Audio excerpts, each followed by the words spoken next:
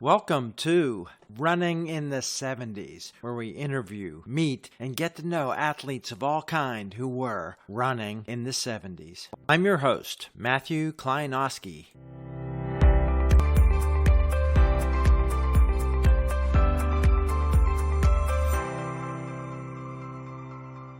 Today on the podcast, we're back in Pennsylvania with a long-term coach who was involved in the sport at various levels all the way through.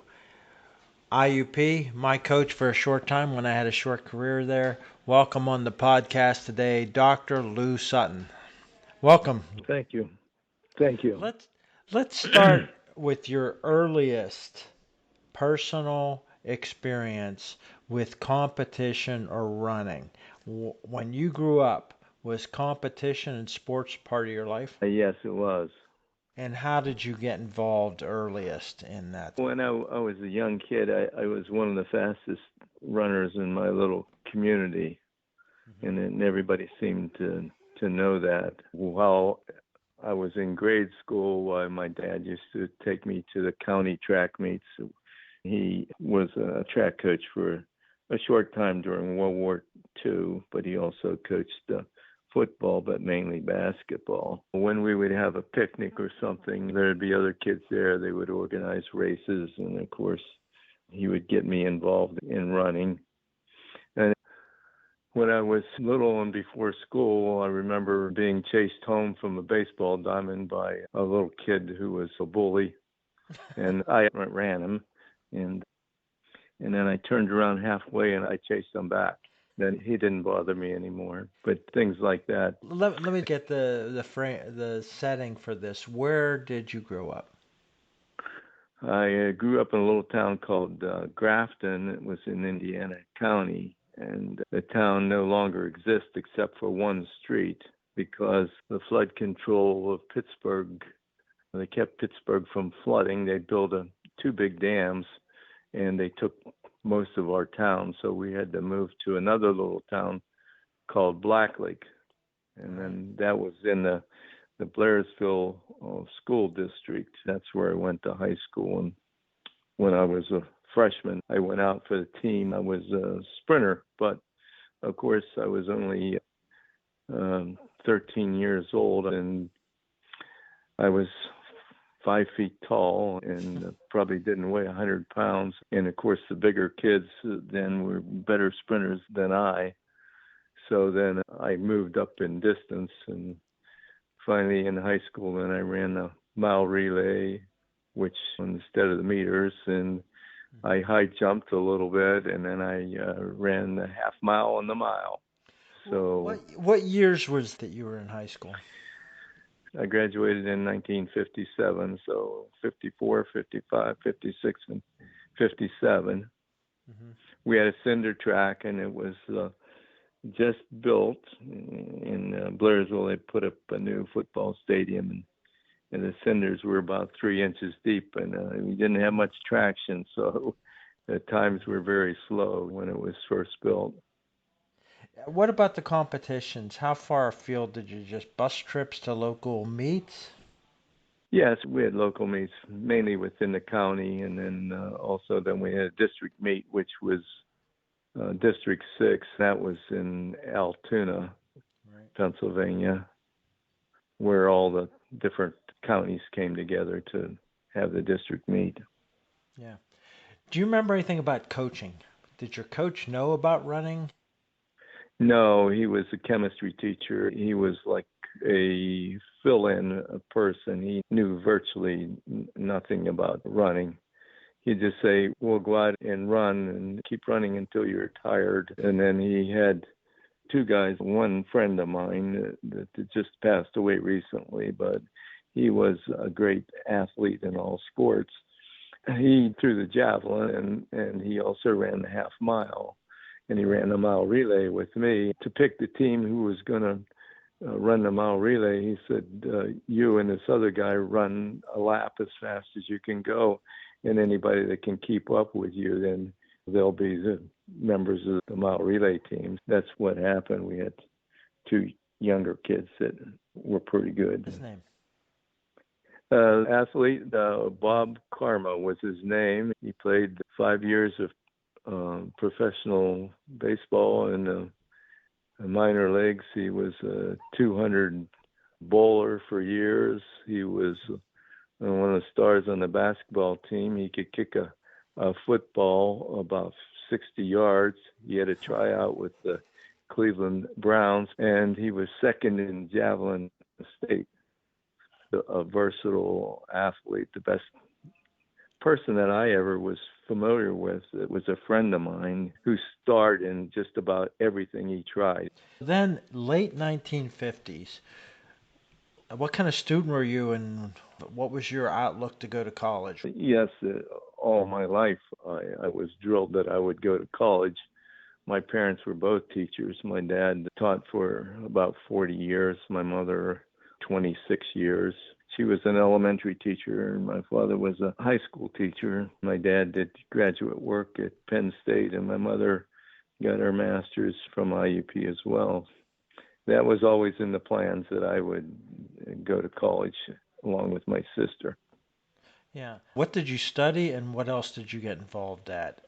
I decided on physical education because I was pretty good in a number of different sports. I applied just to Slippery Rock because it was about the closest that had a physical education major. I was accepted right away, and I started to run in college. Well, let's talk about that. What was athletics, track and field, running, cross country like then? I was a freshman, and I was sitting on the dorm steps, and this guy came along with the gym bag, and we started a discussion. I asked him where he was coming from, and he said cross country practice. So I said, "Oh, I don't know anything about cross country." I said, "How good's the team?" And well, he said, "Well, why don't you come out for the team?" And I said, "Oh, I don't think I'm good enough to run in college." He said, "How fast did you run?" And I told him I could break 5 minutes in the mile. I was third in the county in track running a mile. He says, "You could make our team."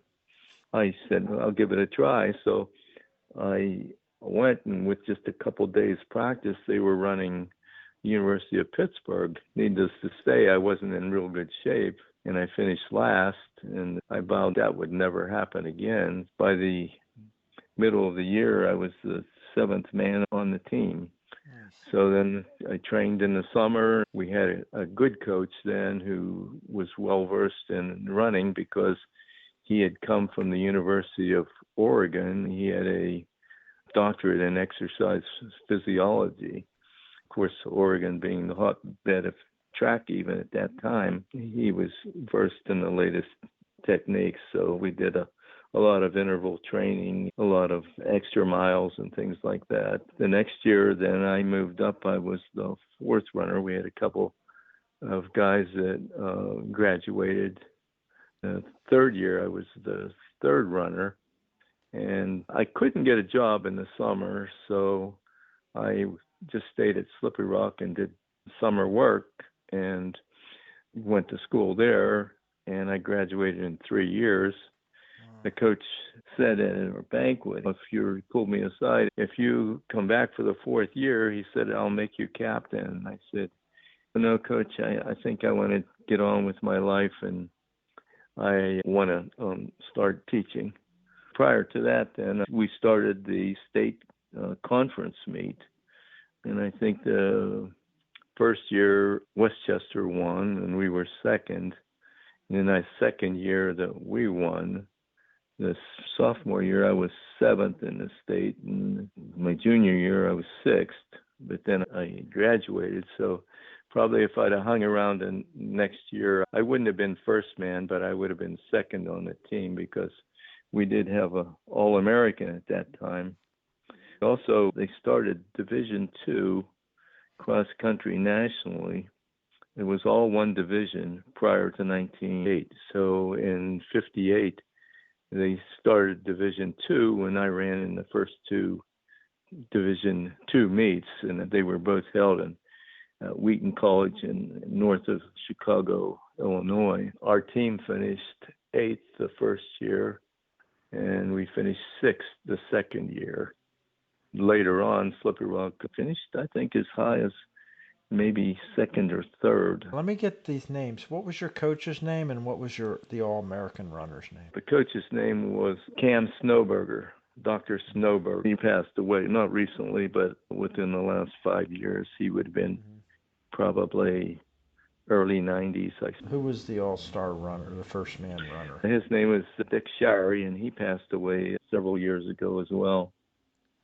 How was your experience? What was it like getting to nationals? How big was that field? Do you remember anything about it?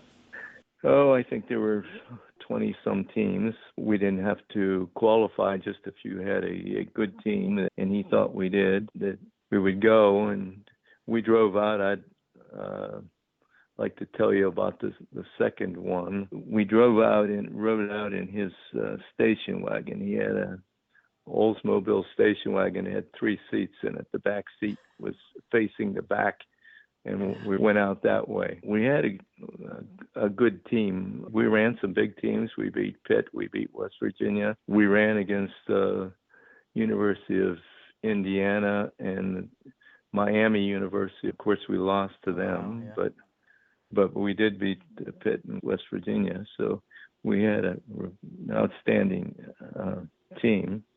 Anyway, when we got to Wheaton, Illinois, being as windy as it was, we weren't expecting weather at that time of the year. In November was pretty iffy, but we got out there and it snowed during the night.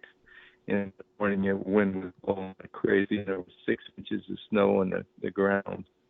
And the coach stepped out of the motel, and he just had a suit coat on. And he said to my roommate, show the guys that it's not that cold out. He says, I'll psych them up a little bit. I just wear my sport coat. And I remember the start. We ran out about, less than a quarter of a mile.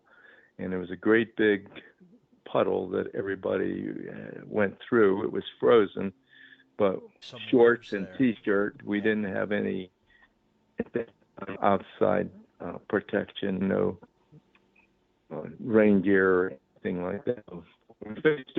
We had icicles hanging from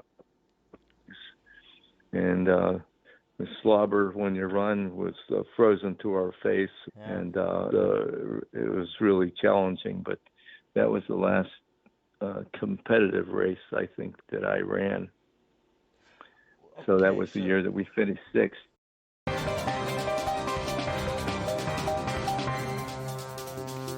You finished university, gave up your last year of eligibility, and went on to teaching.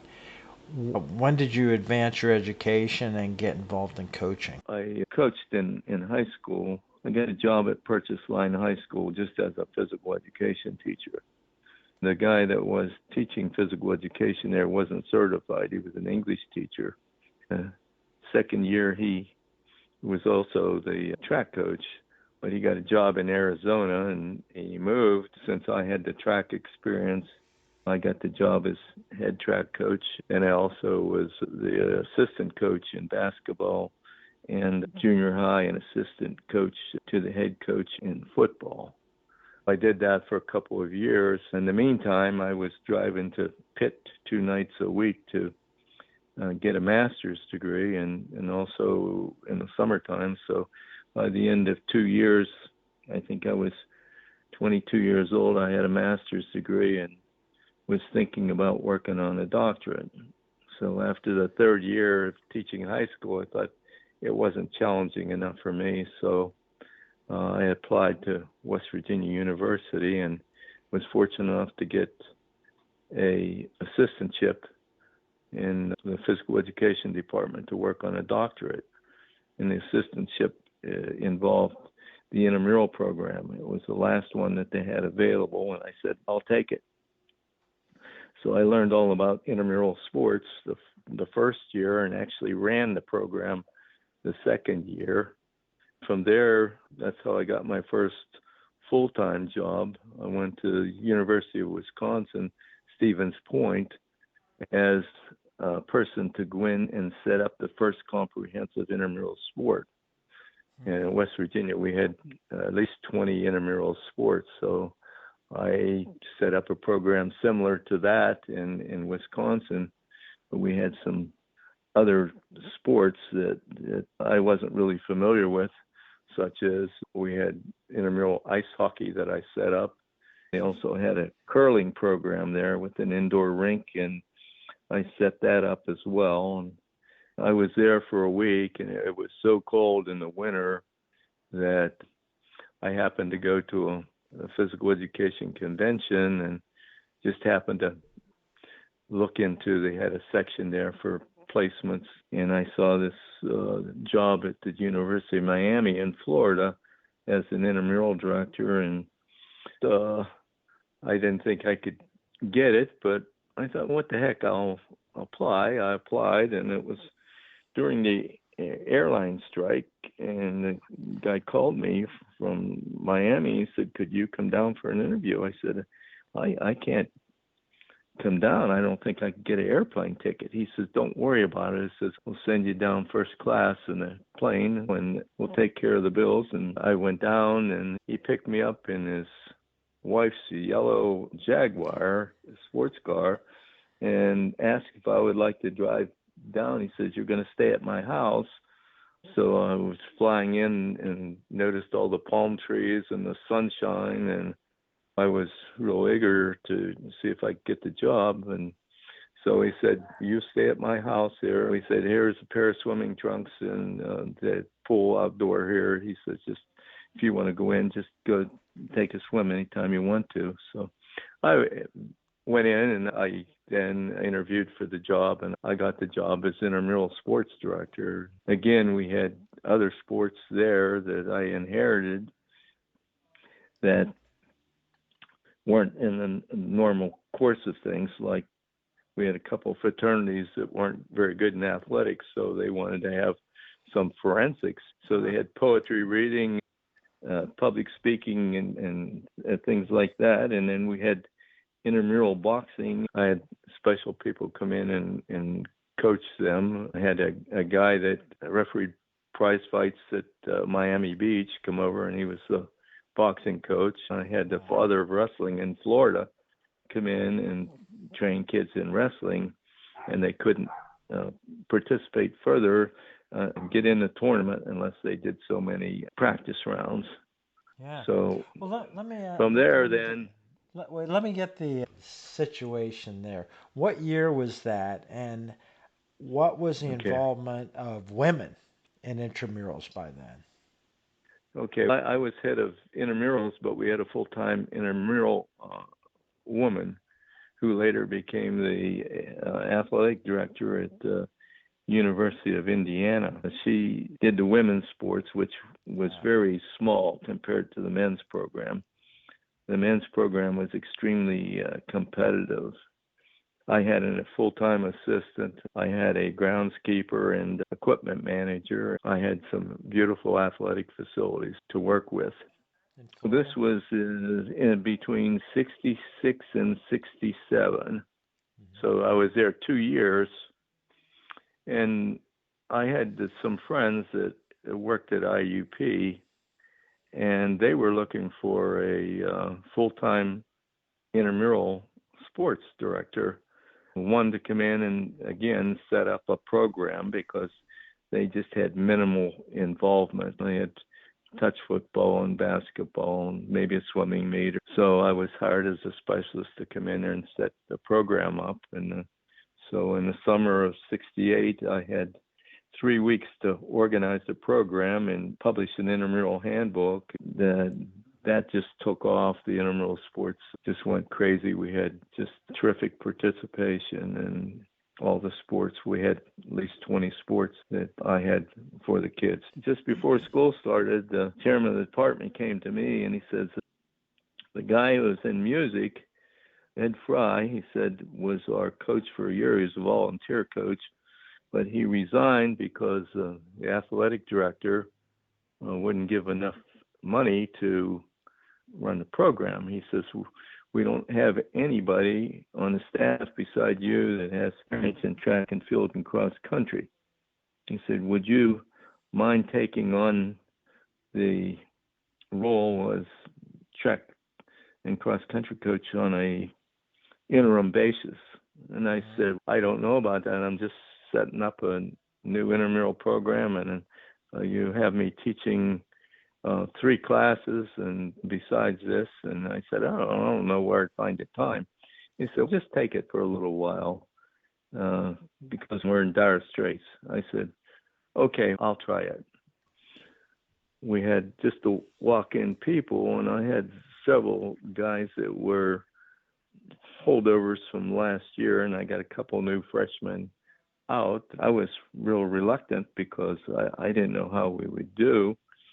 And our first meet was with Waynesburg College, now Waynesburg University, and they had won, I think, about 18 straight cross-country meets. And so we went down there, and you couldn't see much of the race, only the beginning and the end. There was a real steep hill where the runners came up, and all of a sudden about 3 of our runners popped up in front, and here we broke their streak. And I thought, maybe I can do this job.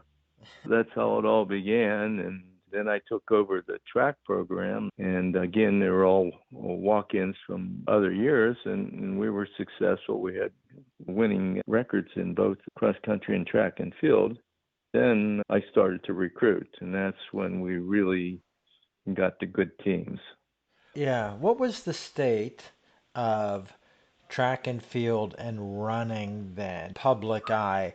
It was before the 72 Olympics, before the USA Public Yeah. embraced things, and the PSAC was going, so the college's structure was there. But what was the state Right. like, and how did you learn how to recruit? I came in the fall of '68. My first track season would have been spring of '69, and the facilities were primitive. We had this track, and every time it rained, it flooded. It was really in bad shape. Also, I inherited this Indiana Invitational track meet. At that time, Pennsylvania had 2 classifications. They had Class A and Class B. Class A were the larger schools, and the Class B were the smaller schools. So we had about 50 schools coming, probably 20 Class A schools from all over western Pennsylvania. And as far north as Erie, we had teams Warren and Bradford, and as far north as you could get in Pennsylvania, and as far south as almost down to the West Virginia line. And we had about 30 Class B schools.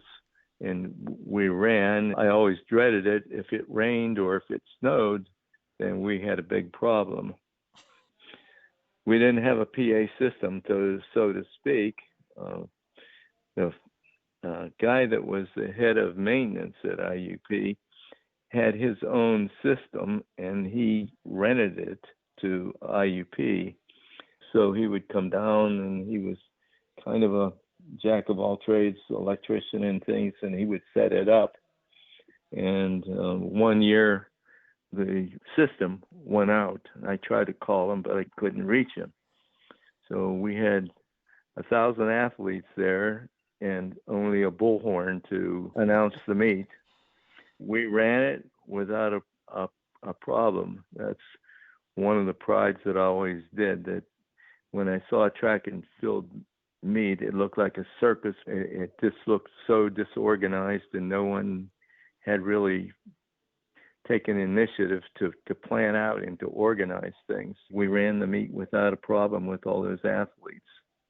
But then the track got so bad that after a few years, when it rained, the cinders would come up and ruin the athletes' outfits, their T-shirts and their pants. And you get that cinders in there, and even with washing, they wouldn't come out. So I had to finally drop that invitational.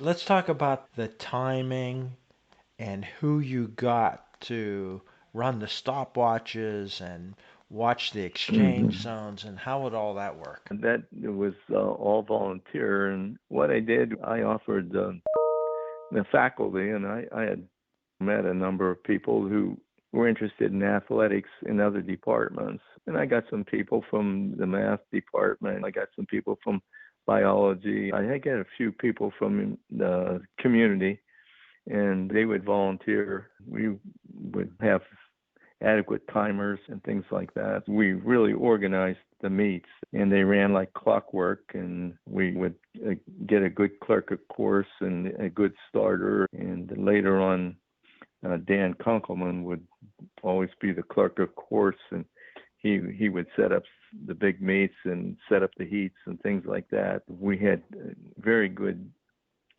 help. Most of the people were volunteers. I think maybe we had money to pay for the starter, but that was about it. With all these high school kids coming, that gave you some access to potential athletes to recruit. What else was your recruiting tactics, travel? How much Mhm. funding did you have for that? Very little funding, but we did have some money from the athletic department, and we could get a state car, and we could drive to different meets and things like that.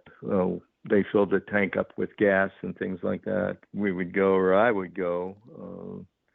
I did all the recruiting, every bit of it.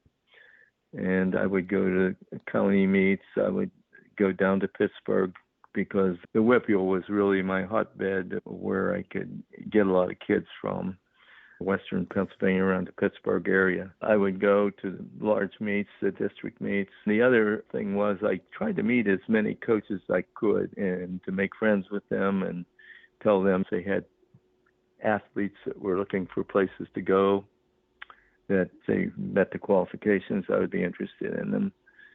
And there was another guy that was in track. His name was Charlie Hemphill, and he worked at Penn Hills as assistant track coach. In the winter, he published a newsletter with the best times of people in the Whippeal. I would get that, and I would write to the schools.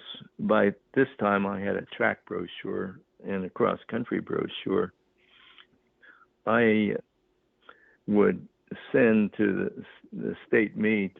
Usually I would take the top 25 or 50, and I would send them our cross-country booklet. And I had another big book which had all of the addresses of every high school in the state that had track and cross-country. I would send them our brochure every year, and I would send them a letter and tell them what we were looking for. And at the end of the year, I would send them our results so that they could see how we were doing. And I got a lot of feedback. And then the top kids from the state, I would send a letter and a card, an interest card. And if they were interested, they were right back to me. Then I would phone them and invite them to IUP and invite their parents to come. And when they got here, I would usually take them personally to whatever department that they were interested in majoring in, whether it was physics or biology or whatever it was. And we would sit down with the chairman or a friend of mine, a colleague or something in the department, and talk about the academic program and invite the parents and the student to go up for a lunch in the cafeteria and then show them around the campus. Then I would hopefully follow up on that and see what their interest was and if they were still interested in coming and have them apply. The other thing that I did was I sent out tons of literature, college catalogs. I had student secretaries, and I would tell them, send this information to this individual and this information to someone else.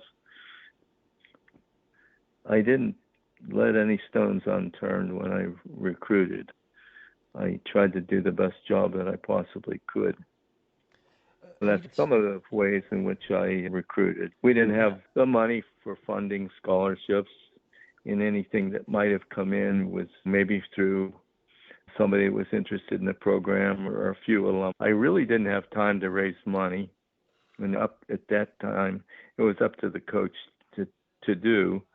But then they also put a stop on that because they said, if you're going out and you're selling tickets for this and you're selling tickets for that, and you're nickel diming everybody, and every coach is doing that, then the people get tired of that. We need to have just maybe the athletic director solicit people in town and businesses and things like that to raise the money. So we didn't have very much. Okay. What could you offer? What was the incentives apart from a personal experience and at the school, experiencing it, meeting the academics, making the parents feel comfortable? What else could you offer? In monetarily? Anything. What was the Well, incentive that you would get kids to say, I'll come to you? I would try to sell people on the academic programs because at that time IUP was outstanding for a smaller university. I would try to sell them on the academic programs, and I would try to sell them on the past successes of our program, which every year we were among the top Division II schools in the country. I think that was my big selling point. I didn't have the money to offer anybody anything. When they got there and they did well, and somebody was really good, then maybe we had enough money to buy their books, and that was it. Well, I wanted to talk about two things. One is, who were the first stellar breakthrough athletes that you remember having on your teams and coaching? And how did you get the money to get them to nationals and things like that then? The first people, I took 3 athletes out to Billings, Montana for the NAIA track meet. And I think, as I recall, it was Bob Butler, who was a very good sprinter. Will Tompkins, I think, was a quarter miler. And I'm not sure who the other one was. Might have been Herb McLean, who was a hurdler, but I'm not sure about that. The first year, they didn't place. Then I recruited Don Slusser, and he was the first All-American. But I went to the co-op and I said that these people were outstanding and they met the qualifications to get in a national meet, and they funded us. They gave us money to fly out and then money to eat on and to pay the fees and things like that. So they were cooperative that way. Anybody that met qualifications, then they would fund through the co-op.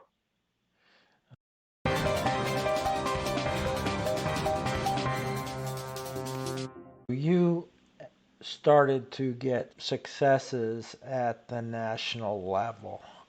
How did that escalate and get to the point where you hosted the national championship and things like that? Don Slusser was the first All-American. He placed 6th 2 years in the marathon. I can remember being at Billings, Montana. There they ran it for 4 years straight, I think 4 years. And they were doing the marathon, and I was sitting up in the stands. It was like a fairgrounds type of place, so big stands with a nice roof over it. And they were coming past this horse barn, and I was counting the athletes. And 1, 2, 3, 4, 5, 6th, here appeared Don Slusser. He started everything there. And then I recruited John Elliott in the javelin. We didn't have a javelin thrower. When I came to IUP, there was nobody to throw the javelin. I think there was a couple of people that said, hey, coach, I'll try to throw the javelin. But they could only throw it maybe 125 or 130 feet, which didn't do much. It was my intent then to recruit a good javelin thrower. John, I don't know if he was state champ, but if he wasn't state champ, he was high in the rankings. And I recruited him, and he became our first national champ. And then it snowballed. We became known as Javelin U. Once we had that success, then I had 3 athletes on the team that could throw over 200 feet at one time. One year, this was, I think, around 1978. I'm not sure of the year. We had 3 athletes in the top 6 at nationals in the javelin. 3 All-Americans out of 6. Goldbach win the national championship? No, he didn't, but he was All-American. Rick Goldbach was All-American in both the NAIA and NCAA, and he qualified for Division One. At that time, you could move up. If you placed high enough and you met their standards, you could take an athlete to the Division One meet. John Elliott had met the standard, but he said, "Coach, I can't go." He said, "I strained my arm," and he said, "I just wouldn't do well." So he opted out, and I didn't take him. But I did take Rick Goldbach to Philadelphia for the Division One. Penn was holding Division One, and he threw, but he didn't make the top 6. But he was a good performer. He held the record for a while with the old javelin. I think it was 247 feet 9 inches, I believe. Yeah. But then they changed the weight of the javelin, and they retired his record. Later on, maybe Rob Allen broke that record. And this was after I had finished my coaching career. And then now with this new weight, there's another person that has thrown, I think, 220 some with the new weight, or 230 some, I think. So I can't even recall his name off the top of my head. Let's talk about the competitiveness and your relationship with the other schools in PSAC, cross country and track, through that whole decade of the 70s. Okay, I started the first NAIA district meet, and we held it at IUP.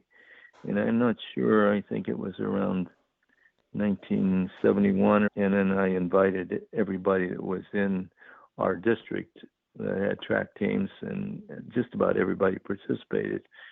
At that time, Edinburgh was in there, Slippery Rock was in there, California was in there.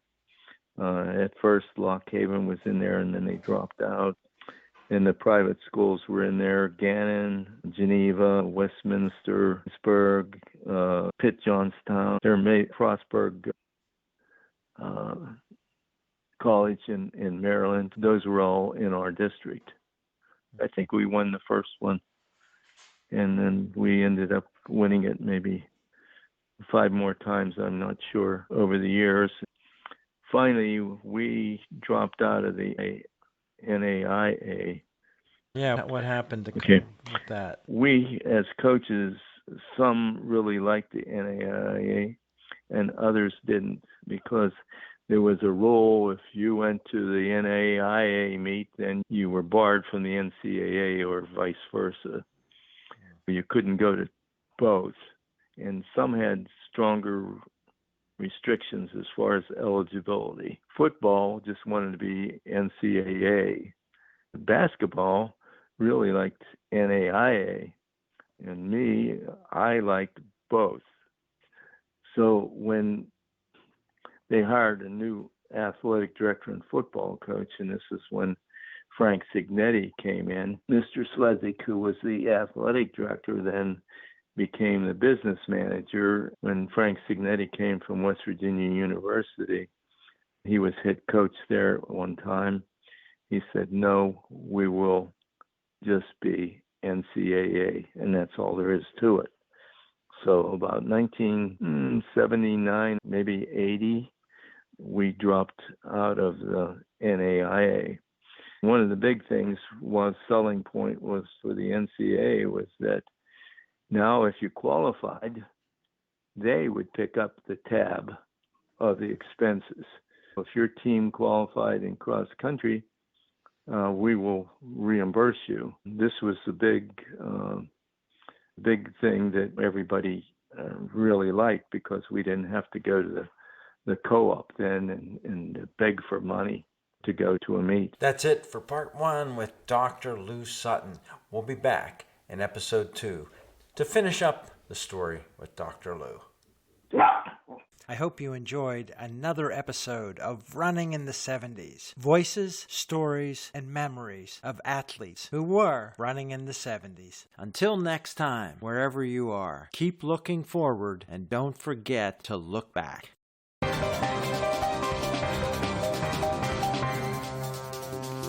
Yeah.